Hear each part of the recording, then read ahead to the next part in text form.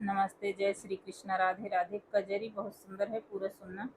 भरी आई गंगा उमड़ी आई यमुना,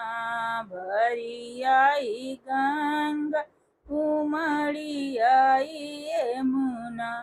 कैसे धाना जाबू नई हरवाना, कैसे धाना जाबू नई हरवाना, बीती जाए रनिया हो सावन भदौआ,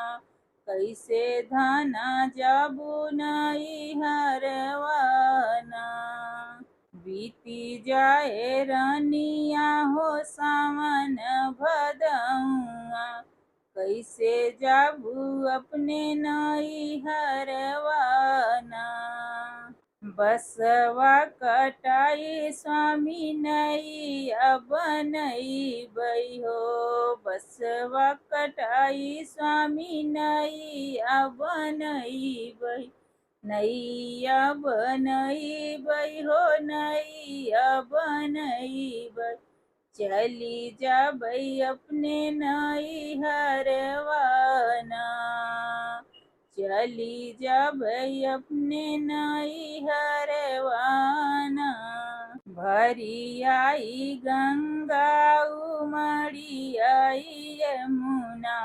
भरी आई गंगा उमड़ी आई यमुना, कैसे धाना जाबू नई हरवाना, कैसे धाना जाबू नई हरवाना, टूटी जई है नैया हो डूबी जाबू धनिया, टूटी जई है नैया हो डूबी जाबू धनिया, डूबी जाबू धनिया हो डूबी जाबू धनिया, टूटी जई है नैहर से नतवाना, भरी आई गंगा उमड़ी आई यमुना, कैसे धाना जाबू नई हरवाना, भरी आई गंगा उमड़ी आई यमुना,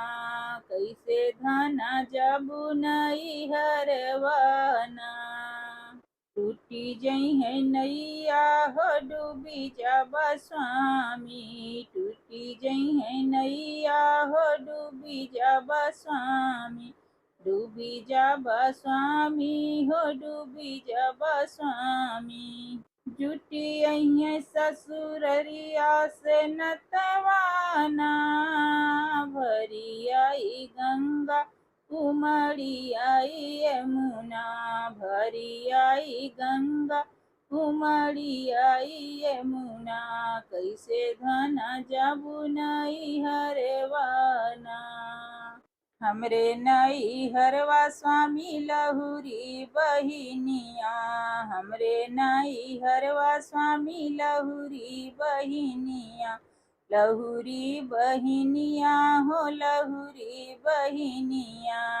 जुटी जई है ओ नहीं से नतवाना, भरी आई गंगा उमड़ी आई यमुना, कैसे धाना जाबू नई हरवाना, भरी आई गंगा उमड़ी आई यमुना, कैसे धाना जाबू नई हरवाना,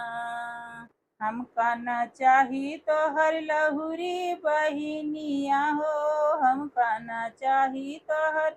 लहुरी बहिनिया हो, लहुरी बहिनिया, तोरे संग जीवन बीतई बहिना,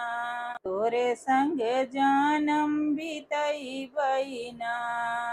भरी आई गंगा उमड़ी आई यमुना, कैसे धाना जाबू नई हरवाना, भरी आई गंगा उमड़ी आई यमुना, कैसे धाना जाबू नई हरवाना, कैसे धन जाबू नहीं हरवाना। भरी आई गंगा उमड़ी आई यमुना, कैसे धन जाबू नहीं हरवाना।